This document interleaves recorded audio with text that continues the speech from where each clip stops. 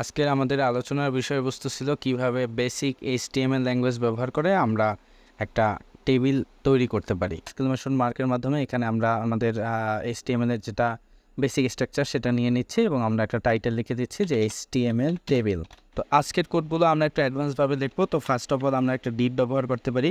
আমরা সিএসএস এর সুবিধার্থে তার একটা ক্লাস দিয়ে দিতে পারি র্যাপার। তার ভিতর আমরা প্রথম যে ট্যাগটা নিব সেটা হচ্ছে টেবিল ট্যাগ। টেবিল ট্যাগের আমরা একটা আইডি ব্যবহার করতে পারি। আইডির জন্য আমি হ্যাশ ব্যবহার করব, এখানে হ্যাশ চিহ্ন দিয়ে আইডিটা লিখব এবং তার ভিতর আমরা প্রথম যে ট্যাগটা দেখব সেটা হচ্ছে ক্যাপশন। তো এখন যদি আমি এন্টার বাটন প্রেস করি আমরা ফার্স্ট দেখতে পেলাম এখানে একটা ডিভ এসেছে, তারপর টেবিল যার একটা আইডি দেওয়া আছে মেইন এবং তার ভিতর প্রথম ট্যাগটা হচ্ছে ক্যাপশন। তো ক্যাপশনের ভিতর আমরা আমাদের টেবিলের ক্যাপশন লিখতে পারি, যেমন আওয়ার কোর্স পোর্টফোলিও। আমি যদি এখান থেকে কন্ট্রোল এস প্রেস করে সেভ করি জাস্ট আমাদের প্রথম টাইটেলটা এখান থেকে চলে আসবে। বেসিক জিনিস সেটা আগে শিখতে হবে যে টেবিল আমরা কিভাবে লিখব। তো এইচটিএমএল টেবিল মূলত হচ্ছে রো বেসড। রো কী জিনিস আর কলাম কী জিনিস সেটা শেখার জন্য আমাদের একটা জিনিস বুঝতে হবে। আমরা যদি কতগুলো ভার্টিক্যাল লাইন এভাবে তৈরি করি তাহলে সেগুলোকে সাধারণত রো বলা হয়ে থাকে, ঠিক আছে। আর আমরা যদি দেখা যাচ্ছে উপর থেকে হরিজন্টাল লাইনগুলো ক্রিয়েট করে থাকি তবে আমাদের এগুলোকে বলা হয়ে থাকে কলাম। তো আমরা এইচটিএমএল তৈরি করার সময় আমরা শুধুমাত্র দেখা যাচ্ছে রো বেস, যেহেতু আমরা রো ট্যাগ নিব টিআর বা টেবিল রো, তার ভিতর আমরা যদি টেবিল ডাটা বা টিডি ট্যাগ ব্যবহার করি তাহলে সাধারণত আমাদের দেখা যাচ্ছে যে টেবিলের কলামগুলা আপনা আপনি তৈরি হয়ে যাবে। তো এর জন্য আমি একটা ট্যাগ নেব টিআর ট্যাগ।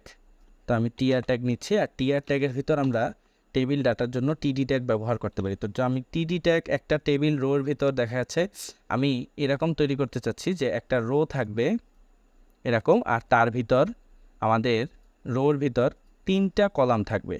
তো একটা কলাম, 2টা কলাম, 3টা কলাম, এখান থেকে 3টা এইভাবে কলাম আমাদের তৈরি হবে। তো 3টা কলাম তৈরি করার জন্য আমরা 3টা যদি টেবিল ডাটা ট্যাগ নেই, আমাদের এখানে টেবিল কলামের জন্য আলাদা কোনো ট্যাগ নিতে হয় না। তো আমি টেবিল কলামের জন্য বা টেবিল ডাটা রাখার জন্য টিডি ট্যাগ ব্যবহার করতে পারি। তো টিডি ট্যাগ ব্যবহার করলে আমি যেহেতু 3টা আমি অ্যাডভান্সভাবে যদি এখানে দেখি, দেখেন ভালোভাবে লক্ষ্য করেন আপনারা, আমরা টিআর ট্যাগ ফার্স্টে নিচ্ছি, তার ভিতর আমরা টিডি ট্যাগ ব্যবহার করব। আমি যদি এখানে মাল্টিপ্লাই দিয়ে যদি এখানে 3 দিয়ে দেই এবং যদি এন্টার বাটন প্রেস করি তাহলে আমি দেখব যে টেবিল রো এর জন্য একটা ট্যাগ, তার ভিতর 3টা টেবিল ডাটার জন্য টিডি ট্যাগ ব্যবহার করা হয়েছে। তো রো আমাদের এখানে রো বলতে সারি, একটা সারিকে বুঝিয়েছে। আর টিডি আমরা যদি ডাটাগুলো রাখি আমাদের 3টা ডাটার জন্য 3টা কলাম তৈরি হয়ে যাবে, ঠিক আছে। তো আমরা ফার্স্টে এখান থেকে টেবিল ডাটার জন্য আমরা টেবিল ডাটা কি রাখতে পারি, এখান থেকে আমরা সিরিয়াল নামে একটা ডাটা দিচ্ছি, সিরিয়াল। দ্বিতীয় যে ডাটাটা আমরা সেটা দিতে পারি কোর্স। তারপর আমরা যেটা দিতে পারি সেটা হচ্ছে প্রাইস, ঠিক আছে। তো আমি এখন যদি কন্ট্রোল এস বাটন যদি সেভ করি, এখান থেকে যদি আমি একটু রিফ্রেশ দিই, আমি এখানটা যদি একটু জুম করে দেখাই দেখবো যে আমাদের নর্মাল লেখার মতো কতগুলো লেখা আসছে, সেটা কিন্তু টেবিল হয়নি। তো যেহেতু আমরা এইচটিএমএল এর বেসিক ব্যবহার করতেছি তো আমরা এর জন্য টেবিলটা একটু অন্যরকম বা ভাঙাচোরা দেখাচ্ছে। এর জন্য আমি টেবিলের ভিতর যদি এখান থেকে একটা অ্যাট্রিবিউট, যদিও এটা সিএসএস প্রপার্টি, আমরা যদি উইড ব্যবহার করি একটু দেখা যাচ্ছে উইড যদি 500 পিক্সেল যদি দিয়ে দিই তাহলে দেখবো যে আমাদের টেবিলের মতো এরকম একটা কিছু হয়ে গিয়েছে। আমি যদি এখান থেকে এখন আপনাদের একটু জুম করে দেখাই দেখবো যে আমার এখান থেকে এরকম প্রত্যেকটা জিনিস 500 পিক্সেলের মতো করে একটা আরেকটার সাথে সরে গিয়ে একটা টেবিলের মতো আকার ধারণ করছে, বাট সেটা এখনও টেবিলের মতো হচ্ছে না বা টেবিলের মতো দেখাচ্ছে না। এর জন্য আমরা আরেকটা ট্যাগ ব্যবহার করতে পারি, সেই ট্যাগটার নাম হচ্ছে গিয়ে বর্ডার। এর জন্য আমরা আরেকটা অ্যাট্রিবিউট ব্যবহার করতে পারি, তার নাম হচ্ছে বর্ডার। তো বর্ডারের ভিতর আমরা যদি দেখা যাচ্ছে 5 পিক্সেল দিয়ে দেই তাহলে আমরা এখান থেকে দেখতে পাবো যে আমাদের 5 পিক্সেলের একটা বর্ডার চলে এসেছে। এবং আমরা যদি চাই যে লেখাগুলা এবং প্রত্যেকটা সেল, এইখানে তো আমরা 3টা সেল দেখতে পাচ্ছি, যে সেলগুলার ভিতর লেখাগুলো আরেকটু ইমপ্লিমেন্টেশন ভালো হোক বা আরেকটু সেলগুলো আরেকটু বড় বড় হোক, এর জন্য আমি একটা অ্যাট্রিবিউট ব্যবহার করতে পারি, সেটার নাম হচ্ছে সেল প্যাডিং। তা আমি যদি সেল প্যাডিং হিসাবে এখান থেকে যদি 6 পিক্সেল বা 4 পিক্সেল দিয়ে দেই, এখান থেকে দেখবো যে সেলগুলো প্রত্যেকটা বড় হচ্ছে। আপনারা চাইলে এগুলো একটু ছোট বড় করে দিতে পারেন। তো এখন আমি দেখা যাচ্ছে একটা সারি তৈরি করেছি এখানে এবং সারির ভিতর 3টা টেবিল ডাটা রাখছি। এর জন্য আমাদের 3টা কলাম অলরেডি তৈরি হয়ে গেছে। এভাবে করে আমি যদি আরও কয়েকটা সারি তৈরি করতে পারি তাহলে আমাদের এখান থেকে একটা পরিপূর্ণ টেবিল হয়ে যাবে। তো আমি আবার সেম কাজটা করছি, এখান থেকে একটা টি আর ট্যাগ নিচ্ছি, তার ভিতর রাখার জন্য আমরা টিডি ট্যাগ আমরা অ্যাডভান্সভাবে একটু লিখছি, টিডি ট্যাগ নেব 3টা। আমি যদি এটাকে এখন এন্টার প্রেস করি আমাদের একটা রো ট্যাগের ভিতর 3টা টেবিল ডাটা ট্যাগ চলে এসেছে। তো ফার্স্ট আমাদের সিরিয়াল নাম্বার হিসেবে এখানে আমরা যদি 1 ব্যবহার করি, আমাদের এখানে যেহেতু কোর্স লিখছিলাম আমরা কোর্স হিসেবে first course HTML and CSS, ঠিক আছে। আমরা কোর্সের যেহেতু এখানে প্রাইস লিখছিলাম একটা প্রাইস হিসেবে এখান থেকে দিয়ে দিলাম 5000 টাকা।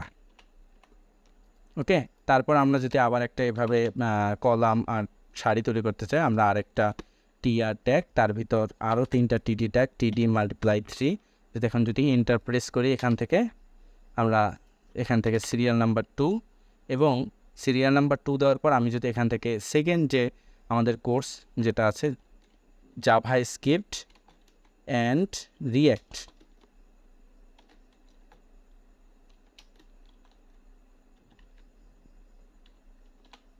এবং কোর্স প্রাইস 7000 টাকা। আমরা যদি আবার একটা ডাটা এখান থেকে ইমপ্লিমেন্টেশন করতে চাই, আমরা আবার TR ট্যাগ এবং তার ভিতর TD × 3, আমরা দেখা যাচ্ছে এখান থেকে সিরিয়াল নাম্বার 3 দিয়ে দিতে পারি। আপনারা যে কোনো ডাটা এখানে রাখতে পারেন, আমি আমার পছন্দ ইচ্ছে মতো একটা নর্মাল টেবিলের জন্য এখানে ডাটা রাখছি, পাইথন অ্যান্ড ফ্ল্যাক্স। আমি এখানে সাধারণত কিছু প্রোগ্রামিং ল্যাঙ্গুয়েজ এবং কিছু স্ট্রাকচারাল ল্যাঙ্গুয়েজের নাম ইনপুট করছি।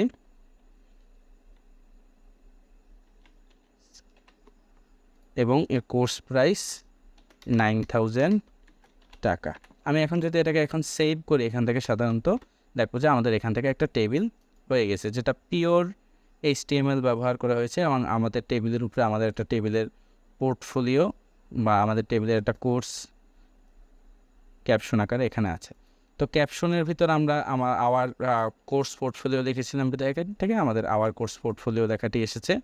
এখন এখান থেকে আমরা যদি চাই যে আমাদের শেষে একটা টোটাল লেখা আসুক, বা আমরা আরেকটা যদি এভাবে TR ট্যাগের ভিতর এবার চাচ্ছি যে 2টা TD বা 2টা কলাম তৈরি হোক এখান থেকে, তো এখান থেকে আমি যদি লিখে দিই যে টোটাল TOTL টোটাল, আর আমি এখান থেকে 21 এখান থেকে লিখে দিলাম 21000 টাকা। তো বিষয়টা এখান থেকে যদি দেখি আমরা দেখবো যে একটু অড দেখায়, মানে আমাদের এখানে প্রত্যেকটা সারিতে কয়টা করে কলাম আছে, 3টা করে কলাম আছে, বাট এই সারিতে কলাম সংখ্যা 2টা বা সেল সংখ্যা 2টা। তো জিনিসটা দেখতে একটু অকওয়ার্ড লাগে। তো এটাকে আমাদের ঠিক করার জন্য এভাবে যে আমরা যদি এখান থেকে এভাবে মেক করতে চাই যে আমরা এখান থেকে এই পর্যন্ত একটা আমাদের সেল হবে আর এই থেকে এতটুকু আমাদের একটা সেল হবে, তাহলে আমরা এখন এখান থেকে HTML ব্যবহার করে বেসিক HTML ব্যবহার করে কী করতে পারি। এর জন্য আমাদের আরেকটা অ্যাট্রিবিউট সম্পর্কে জানতে হবে যার নাম হচ্ছে কল স্প্যান। তো আমরা এটা TD ট্যাগের ভিতর সবসময় ইউজ করব কল স্প্যান, আর এখানেও আমাদের কল স্প্যান ব্যবহার করতে হবে। আচ্ছা, কল স্প্যানের বিষয়টা আপনাদের ক্যালকুলেশনটা একটু বুঝতে হবে, এখানে সামান্য একটু ক্যালকুলেশনের ব্যাপার আছে। আমি যেহেতু মাত্র 3টা সেলের একটা টেবিল তৈরি করেছি, আর যদি বড় সেলের টেবিল তৈরি করতে হয় তাহলে কিন্তু হিসাবটা সেরকম হবে। আপনারা দেখেন এখান থেকে আমাদের প্রত্যেকটা রোতে কয়টা করে সেল আছে, 1টা 2টা 3টা, বা আমরা যদি হিসাব করি কলাম আছে 1টা 2টা এবং 3টা। তা আমরা যখন কল স্প্যান ব্যবহার করব সেটা কিন্তু মাথায় রাখতে হবে আমাদের টোটাল সেল সংখ্যা কত। আমাদের টোটাল সেল সংখ্যা হচ্ছে গিয়ে 3, ঠিক আছে। আর তার মধ্যে থেকে চাচ্ছি যে আমাদের একটা সেল সম্পূর্ণ 2টা সেলের জায়গা নিয়ে থাকুক এবং আরেকটা সেল সিঙ্গেল একটা সেলের জায়গা নিয়ে থাকুক। তার মানে এটা যেহেতু 2টা সিঙ্গেল সেলের জায়গা নিয়ে থাকবে এর জন্য 2, আর এখানে কল স্প্যান হিসেবে ব্যবহার করতে হবে 1। এখানে আমরা যদি ফ্র্যাকশনাল নাম্বার ইউজ করি তাহলে একটু ঝামেলা হলেও হতে পারে। আর আমরা যদি দেখাচ্ছি হিসাবটা ঠিকভাবে না করে, যদি ক্যালকুলেশন ঠিকভাবে না করে যদি আমরা ব্যবহার করি তাতেও একটু ঝামেলা হবে। তো আমি যেহেতু চাচ্ছি যে টোটাল লেখাটা 2টা সেলের জায়গা নিয়ে থাকুক, এর জন্য আমরা এখানে কল স্প্যান 2 দেবো এবং এইখানে আমরা কল স্প্যান 1 দেবো। মানে ইন টোটাল এই 2 আর 1 যোগ হয়ে যেহেতু 3 হয়, আর আমাদের এখানে 3টা সেল আছে, ঠিক আছে। তো এইখানে তাহলে আমাদের এই বিষয়টা এরকম হবে যে টোটাল যে নামে যে সেলটা আছে এটা আমাদের 2টা সেলের জায়গা দখল করবে এবং আমাদের এখান থেকে শেষেরটা মাত্র একটা সেলের জায়গা দখল করে থাকবে, ঠিক আছে। তো এখন আমাদের টেবিলের যে আমরা যে প্রথম যে সারিটা ইউজ করলাম, প্রথম যে আমরা সারি ব্যবহার করলাম, সেই সারিতে আমরা সাধারণত কি কোনো ডাটা রাখি না, আমরা জাস্ট নেম প্লেট ব্যবহার করি, যেখান থেকে সিরিয়াল, কোর্স বা প্রাইস বা কোনো যদি স্টুডেন্ট বেস টেবিল হয়, নেম, আইডি, নাম্বার এরকম থাকতে পারে। তো এখন এই আমরা যদি চাই যে এখান থেকে লেখাটা একটু বোল্ড হরফে আসুক, তাহলে আমরা কি করতে পারি? এর জন্য আমরা টিডি ট্যাগ ব্যবহারের পরিবর্তে আমরা অন্য একটা ট্যাগ ব্যবহার করতে পারি। তো আমি এখান থেকে একটা, দুটা, তিনটা টিডি ট্যাগকে কীভাবে একত্রে সিলেক্ট করতে পারি, আমি প্রথম টিডি ট্যাগের উপর মাউসের কার্সার রাখবো, কিবোর্ডে অল্টার বাটন প্রেস করার পর দ্বিতীয় টিডি ট্যাগ এবং তৃতীয় টিডি ট্যাগ, তিনটা যদি আমরা একবারে সিলেক্ট করি তাহলে লেখাটা আমাদের আরেকটু ফাস্ট হবে। আমি জাস্ট এখান থেকে কাইটটা টিএইচ ট্যাগ যদি ব্যবহার করি, যেহেতু আমাদের এখানে ভিএস স্টুডিওতে ইমেট দেওয়া আছে, সেহেতু আমাদের এটা খুবই সহজ হবে। আমরা ভিএস স্টুডিও নিয়ে একটা ভিডিও পাবলিশ করা আছে, সেটা যদি আপনারা দেখেন তাহলে আরও ভালোভাবে বুঝতে পারবেন। জাস্ট সেভ করার সাথে সাথে দেখবো যে লেখাগুলো আমাদের মাঝখানে চলে এসেছে, হ্যাঁ, এবং লেখাগুলো বোল্ড হরফে আসছে, মানে আমরা এখন টেবিলটা একটু সুন্দর দেখাচ্ছে, যেহেতু উপরেরগুলা একটা টাইটেল মিন করে যে টেবিলের, যে এইটা কিসের কোর্স, এইটা সিরিয়াল, এইটা প্রাইস, তো এটা সেন্টারে থাকে এবং দেখতেও একটু সুন্দর দেখে। যদিও আমরা সিএসএস ব্যবহার করে সব কিছুই চেঞ্জ করতে পারবো এখান থেকে, তারপরও যেহেতু আজকে ক্লাস ছিল বেসিক HTML এর উপর, সুতরাং আমাদের টার্গেট থাকবে শুধু HTML। এখন আমাদের দেখা যাচ্ছে এরকম একটা টেবিলের ডাটা পাবলিশ করার পর যদি আমরা আর কোনো কোর্স এখান থেকে অ্যাড করতাম, আমি যদি এখান থেকে আবার একটা টিআর ট্যাগের ভিতর আমি যদি 3টা ডাটা ট্যাগের জন্য টিডি ট্যাগ এখান থেকে ব্যবহার করতাম, যে আমি আরেকটা কোর্সের নাম লিখতাম 04, এবং সেখানে আমি কোর্সের নাম হিসাবে যদি আমি লিখে দেই SEO, আর যদি আমি তার প্রাইস হিসেবে লিখে দেই 4,500 টাকা। তো এখন যদি আমি এখান থেকে সেভ করি, দেখবো যে আমাদের বিষয়টা একটু খারাপ দেখায় বা বাজে দেখায়, মানে আমাদের যে টেবিলটা দ্বারা আমরা কী প্রকাশ করছি, আমরা কতগুলো আমাদের কোর্সের নাম ব্যবহার করছি এবং তার টাকা বা ইন টোটাল প্রাইসটা দেখাচ্ছি আমরা।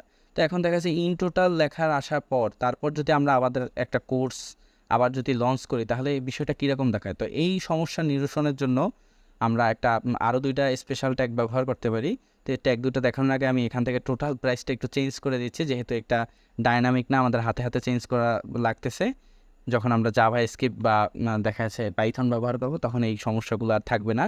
তো আমরা এখান থেকে 25,500 টাকা এরকম একটা আউটপুট দিয়ে দিচ্ছি। এখন আমি চাচ্ছি যে টোটাল লেখাটা শেষে আসুক।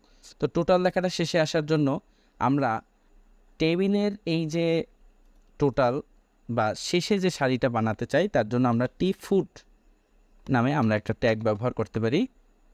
আমরা যদি লেখাটি যদি টিফুটের ভিতর রেখে দেই এখান থেকে,